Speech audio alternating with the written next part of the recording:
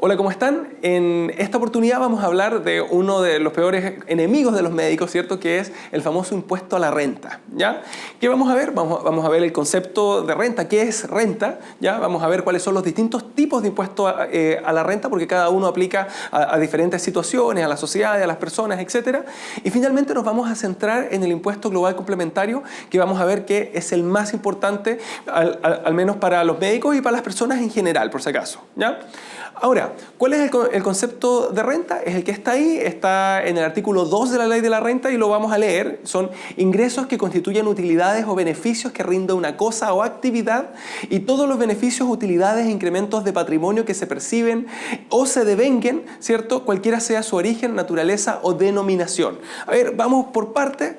Utilidades, beneficios, incrementos de patrimonio, o sea, algo que me hace más rico, ¿ya?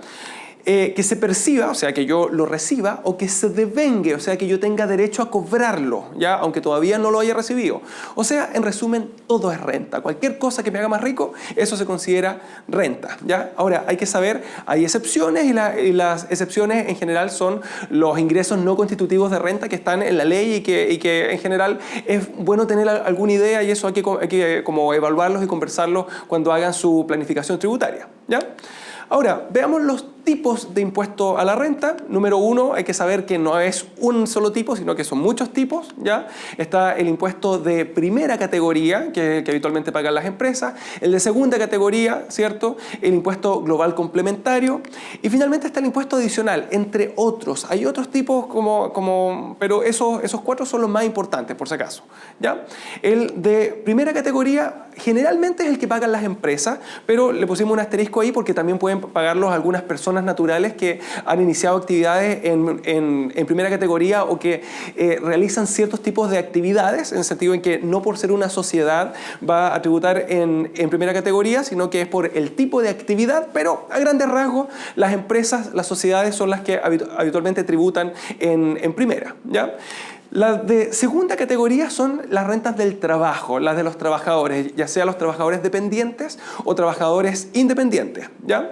El global complementario es de todas las personas naturales que tienen residencia o domicilio en Chile, por si acaso, y ese es en general el más importante, de ahí lo vamos a ver, ¿ya? Y finalmente el impuesto adicional es de las personas que están domiciliadas en el extranjero, pero que están invirtiendo en Chile, es el del inversionista extranjero, ¿ya? Ahora, insisto, el global complementario es el importante, es el que nos pega fuerte, ¿cierto? Así que es el que vamos a ver con mucho detalle, o al menos con bastante detalle en esta como presentación, ¿ya? Empecemos a verlo, ¿ya? Se abrevia como IGC, Impuesto Global Complementario, ¿cierto? Hay que saber que es el que afecta a las personas naturales, ¿ya? Eso es súper importante. Ahora, no a todas, a las que están domiciliadas en el extranjero, eventualmente no las afecta, pero al menos a las domiciliadas en Chile sí, ¿ya? Que tengan domicilio en Chile, y ese tema del domicilio lo vamos a ver con detalle porque hay que saber que hay algunas como disquisiciones importantes, ¿ya? Es progresivo, o sea que tiene una tasa variable que a medida que yo tengo mayores rentas voy pagando una tasa de impuesto más alta. De hecho, los tramos del global complementario van desde el 0% hasta el 35% de la renta, y eso lo vamos a explicar con mucho detalle porque es súper importante, ¿ya? Ahora, se paga en abril. De hecho, cada vez que llega abril, ¿cierto? La declaración de renta, la gente pone esa cara, así como tengo que pagar un montón de impuestos, no entiendo cómo hacerlo. Esas son cosas que hay que tomar en cuenta, ¿ya? Y vamos viendo de las características que están ahí, las vamos a ver una por una, ¿cierto? Y empecemos con el domicilio, ¿ya? A ver, los chilenos que viven en Chile y los extranjeros que viven en Chile, que ya tienen una visa de permanencia, que no son turistas, ¿cierto? O cualquier visa que le permita estar en Chile ejerciendo alguna actividad, ellos son los que pagan el impuesto global complementario. Y esto es importante, no lo pagan solamente sobre las rentas que se originan en Chile, sino que de las rentas de fuente mundial. O sea, si yo soy un extranjero que está viviendo en Chile y tengo aparte una casa que estoy arrendando en mi país de origen, igualmente debo declararlas y además debo pagar impuestos acá en Chile por mis rentas de fuera, ¿ya? Eso es súper importante. Ahora, si es que soy un extranjero que está en Chile hace menos de 3 años, en ese caso solamente voy a pagar por mis rentas de fuente chilena. O sea, en ese caso solamente si es que llevo menos de 3 años según mi estampado en el pasaporte, según mi visa, ¿cierto? En ese caso no voy a tener que pagar impuestos sobre mis rentas de fuente extranjera, sino que solamente las que se generan en Chile, ¿ya? Ahora, la pregunta es, ¿y cómo sabe el Servicio de Impuestos Internos si yo tengo rentas en el extranjero o no? Bueno, la verdad es que hay tratados de intercambio de información, ¿ya? Y estos tratados internacionales de intercambio de información hacen que Impuestos Internos en general tenga bastante información y que converse con los servicios de impuestos internos de otros países, ¿cierto? Justamente para evitar que la gente esté subdeclarando sus rentas, ¿ya? Ahora, no los tiene con todos los países, así que hay algunos países en los cuales Impuestos Internos jamás va a poder enterarse si es que había rentas o no, como por ejemplo Estados Unidos, ¿ya? Ahora, lo más importante del global complementario es que es un impuesto progresivo. Esto quiere decir, ya dijimos, que tiene una tasa variable y lo vamos a explicar con un vaso, ¿ya? En el sentido en que este es el vaso de mis rentas y a medida que el vaso se va llenando, yo voy pagando una renta más alta, ¿ya? Así, a medida que va subiendo el llenado del vaso, va subiendo mi tramo, en ese caso voy pagando una tasa de impuesto más alta, ¿ya? Ahora, los tramos se miden en UTA, unidades tributarias anuales, que lo vamos a explicar eso en un rato más, pero es una cantidad de plata, ¿ya? Los tramos son eso, o sea, si se fijan, el más bajo es de 13,5, el más alto es de 120 UTA, porque acuérdense que el impuesto global complementario es un impuesto anual, así que depende de las rentas que yo tuve durante todo el año, ¿ya? Ahora, si es que yo gano hasta 13,5 UTA en el año, en ese caso tengo una tasa de 0%. Todas las rentas que están por debajo de eso, 0%. Por arriba de 13,5, 4%, por arriba de 30, 8%, por arriba de 50, 13,5%, se fijan, va subiendo, por arriba de 70, ¿cierto? 23%, luego se pega un salto a 30,4% y todo lo que yo gane por arriba de 120 UTA, en ese caso va a pagar 35%. ¿Ya? O sea, si se fijan, esto va avanzando y entre 0 y 35 hay una diferencia bastante grande. Y sepan que más o menos a la fecha de la grabación de este video, ¿cierto? La UTA vale alrededor de 590.000 pesos, ¿ya? Así que en general el tramo más bajo es hasta 660.000 pesos mensuales aproximadamente, recordando que este es un impuesto anual, pero para hacer el cálculo, así que la gente que suele ganar en promedio menos de 660.000 pesos generalmente no paga impuesto a la renta, ¿cierto? Y el tramo más alto, el de 35%, está más o menos en 5,9 millones en el año, por si acaso, ¿ya? No, en el mes, y eso hace que en el año sea más o menos 120 UTA, ¿ya?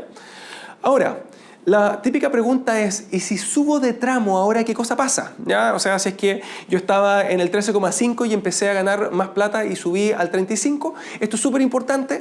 La verdad es que solamente me afecta al exceso de renta, o sea, a lo que yo estoy ganando por sobre ese tramo, por lo tanto no me afecta a las rentas de más abajo, a lo que yo estaba ganando antes. Así que, en resumen, si es que yo gano 1 millón de pesos más, no es que va a cambiar mi tributación de lo que yo ganaba antes, sino que solamente de ese 1 millón de pesos adicional que va a pagar el impuesto que le corresponda a este tramo, ¿ya? Aquí, ejemplo, si alguien gana 5,9 millones mensuales, o sea, si alguien está en el tramo del 35%, la verdad es que su renta efectiva, su tasa de impuesto como efectiva, va a ser de alrededor de un 16%. Dígase que si bien está en el tramo del 35%, en el tramo más alto, ¿cierto? Parte de sus rentas pagaron 0, otras pagaron 4, otras pagaron 8, etc. Así que en promedio, si se fijan, no paga el 35%, paga un poquito menos de la mitad de eso, ¿ya? Ahora, se paga en abril, ¿cierto? Y ahí nuevamente viene la angustia, ¿cierto? En particular cuando uno no ha sabido calcularlo bien y estaba acostumbrado a que le devolvieran plata, por ejemplo, y resulta que ahora tiene que pagar 5 millones y dice, ¿y qué hago? ¿De dónde saco esa plata? ¿Ya? Y por si acaso, si bien se paga en abril, lo que grava son las rentas que yo obtuve durante todo el año anterior, desde el 1 de enero al 31 de diciembre del año anterior, ¿ya? Ahora, existen pagos que son anticipados y que son obligatorios porque todo el mundo sabe que si yo tengo que pagar solamente una vez en el año, duele mucho, la gente no se ha como programado para poder pagar esto, así que en general el sistema está hecho para que yo tenga que ir pagando mensualmente algo que me sirva como para pagar adelantadamente el global complementario, ¿ya? Y esos pagos, los más importantes, son el impuesto único de segunda categoría y los PPM, que los vamos a ver con algún detalle después, ¿ya? El PPM, por si acaso, es el pago provisional mensual, que lo vamos a explicar después, ¿ya?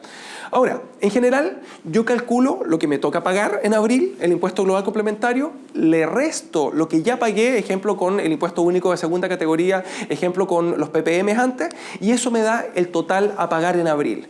Y si es que pagué de más, o sea, ejemplo, mis PPM fueron más altos de lo que yo tengo que pagar en abril, en ese caso me devuelven esa plata, ¿ya? Por lo tanto, fíjense, esto es súper importante, no importa lo que yo tenga que ir pagando mensualmente, en general lo que importa es lo que a mí me toca pagar de global complementario al final, ¿ya?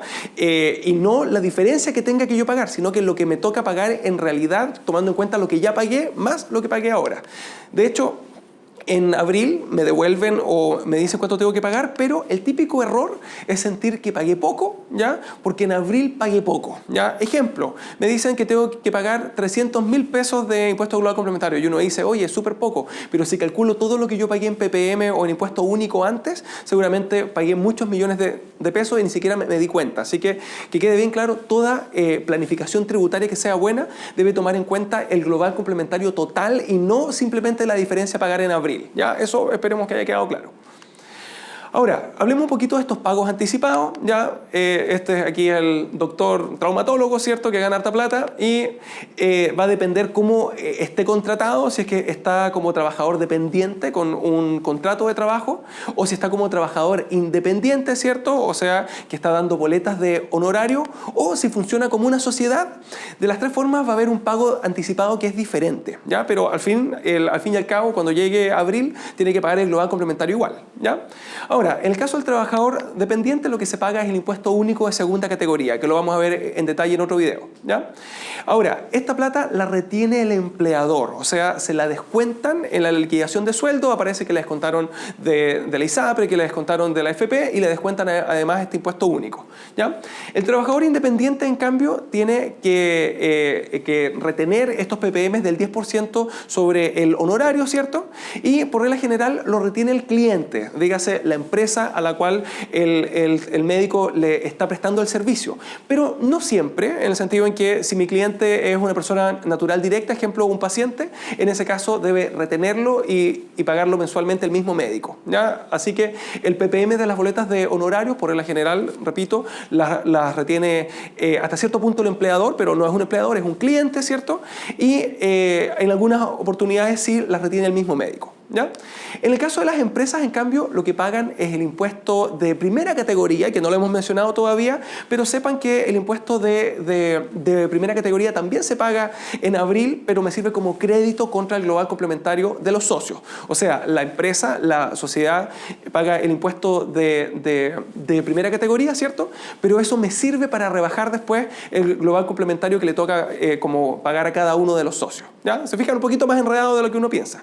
Ahora, en este caso también se paga un PPM, la empresa debe pagarlo, pero habitualmente es un porcentaje de las ventas, no es un 10% fijo como en las boletas de honorarios, sino que es un porcentaje de las ventas que parte en el 1% y luego se va ajustando según lo pagado en los años anteriores, ¿ya? Eso se paga mensualmente porque de ahí viene el nombre, ¿cierto? El pago provisional mensual, o sea, se paga todos los meses, ¿ya? Todo esto lo vamos a ver con harto detalle, pero después.